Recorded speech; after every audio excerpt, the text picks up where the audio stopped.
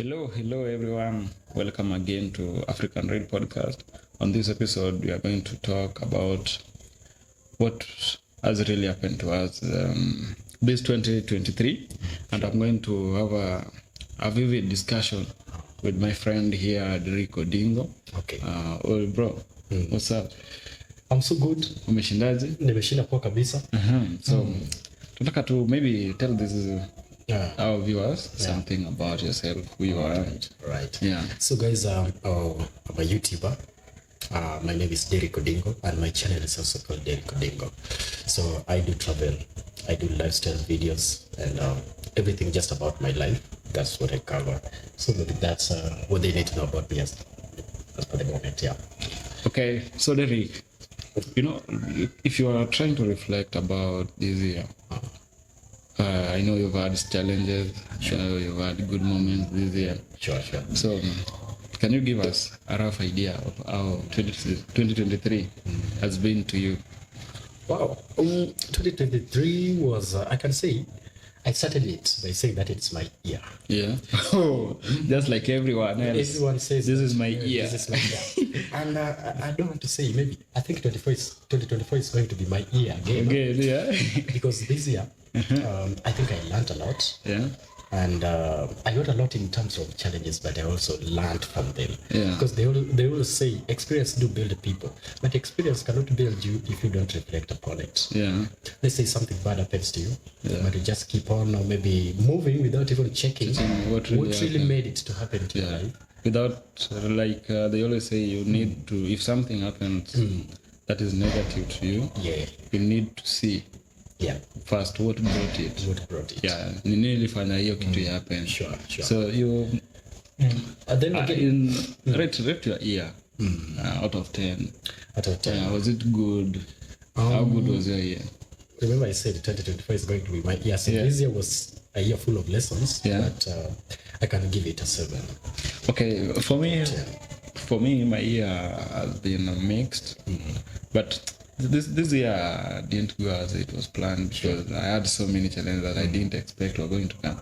And some things actually happened that I thought I was done with last year. All right. So when this year came and still I was facing the same challenges that I thought I had dealt with last year, I had to come collect myself and see what do I really need to change? What do I really need to do to make me move to the next level? Because I don't feel like this was the right place I was to be right now this year. I think I could have done more. I could be more of what I am today this year. But again, I can say this year has been good again because I've learned that you have to accept the situation and try to change things about it.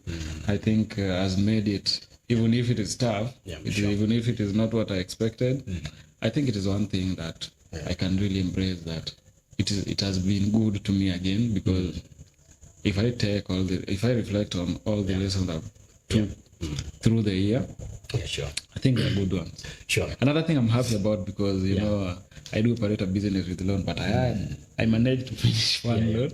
I only meant to finish with one without quarreling with the bank.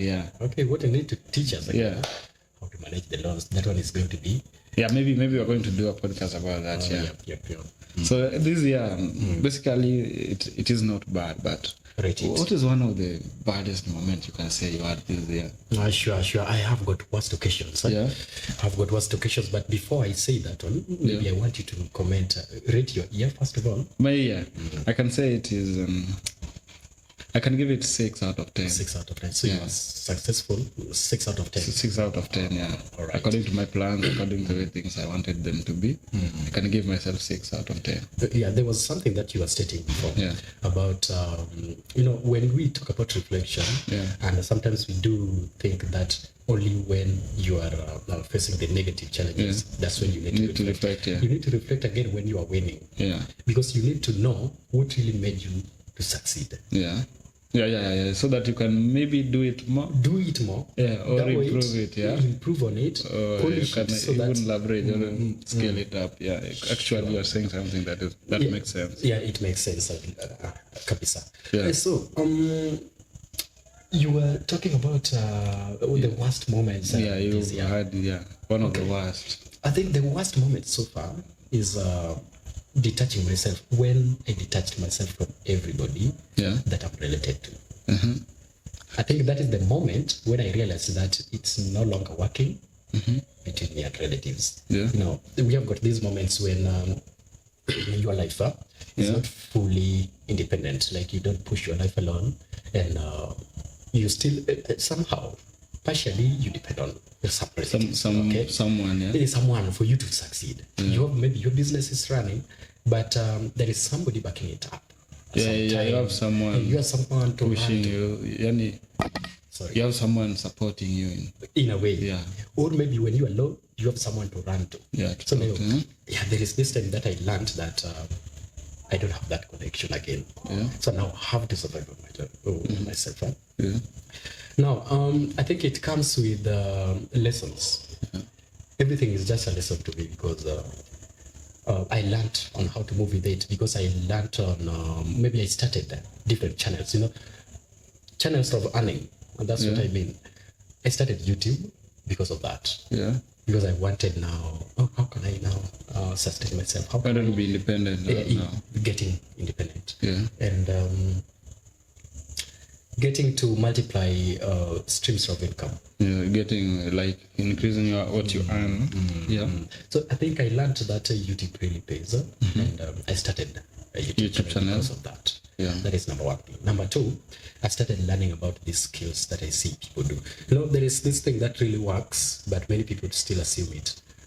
They say that there is nothing which is new under the sun. Yeah. So if you see people succeed using some specific way, I think you're not locked not to do it. Yeah. By the way, that's something that really makes sense. That if you see, like, just like you say, nothing is new in the world. Yeah.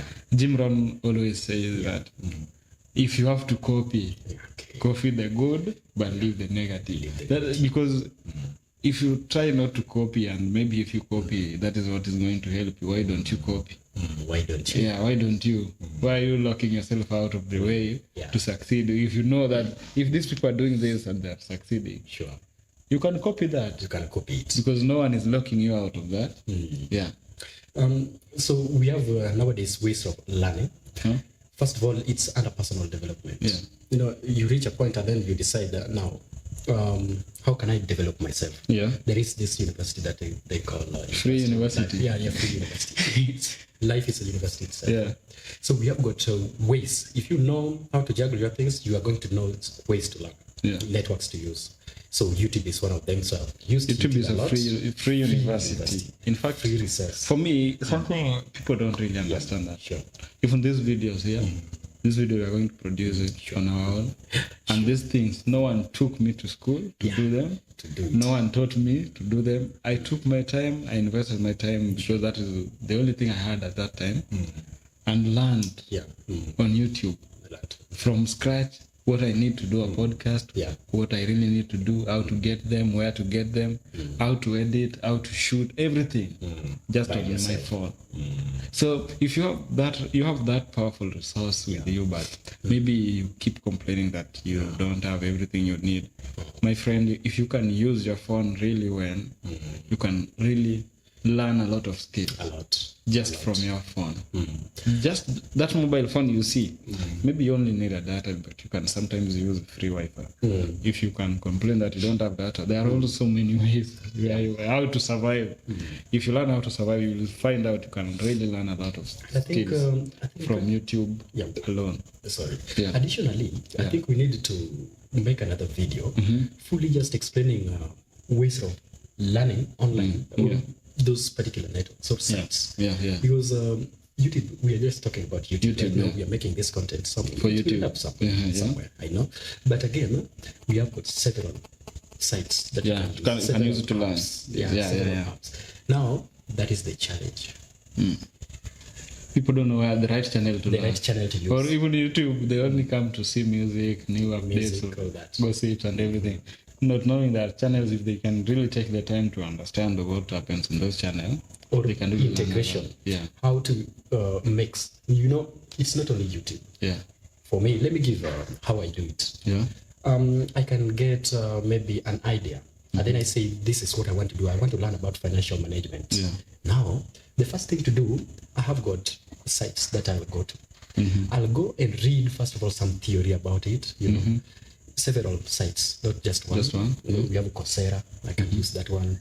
We also have, I think it's something to do with Educare. Things like those. They are just websites that you go there, you learn, you get tutorials, you get the PDFs. After that, I now go to YouTube to search specific thing that you found there. Remember, from the website, you found it was like a tutorial. It actually just go cash flow tutorial, and then it will bring whatever will come out will be in terms of it's broken into parts, into bits, so you know the introduction part and this and that. So when I go to YouTube, I just find maybe I just search introduction to cash flow.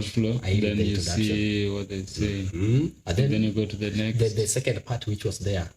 This first topic, that way. So it gives you easy time to learn from the introductory part to the advanced level.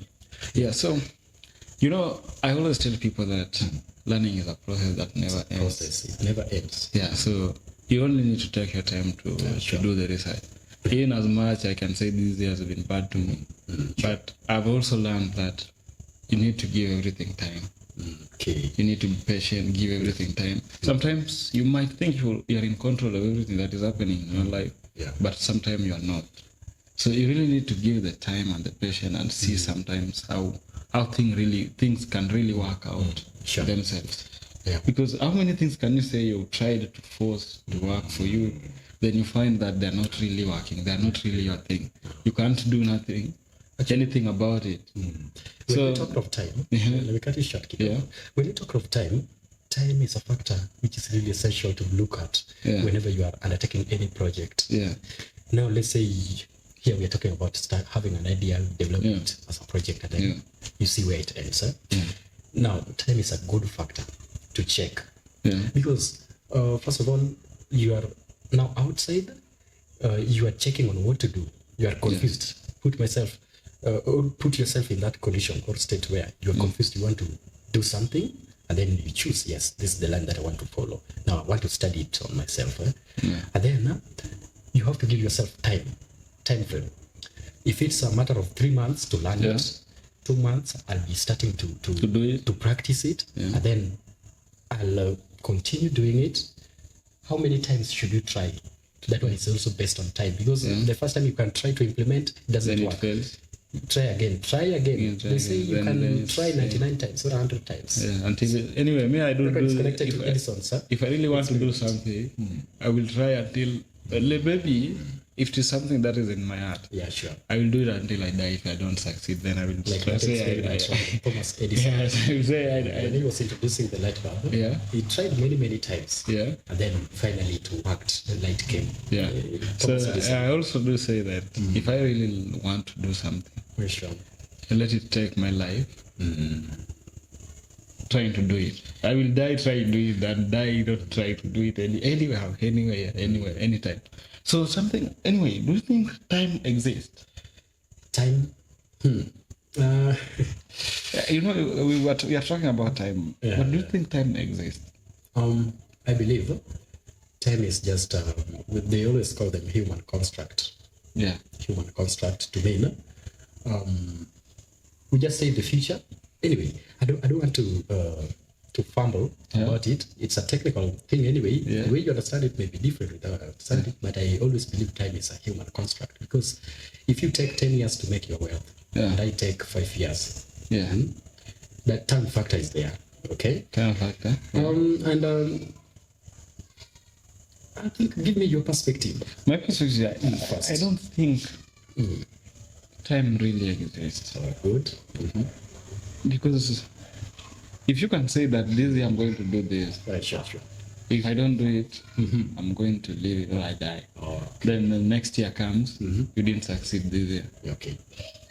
If you leave what you wanted to do because of the time frame has passed, then you're going to lock so many things out of your way because you really focused on the time.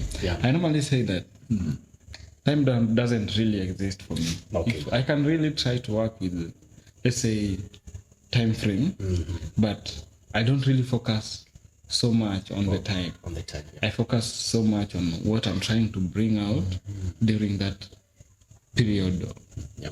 Because if you focus so much that I want to do this this year, this time at this hour, then it fails. It fails. What will happen? You'll get disappointed because you really focused so much of your energy on the time alone. Okay. So actually, I have some rough idea now. Yeah. To connect whatever you said, which is very important, to whatever I was fumbling about. Yeah. That time is a human construct. Yeah. Like, you are the one to decide on what to do, when to do it, how long to do it. Yeah. You are the one to decide. Yeah. Yeah.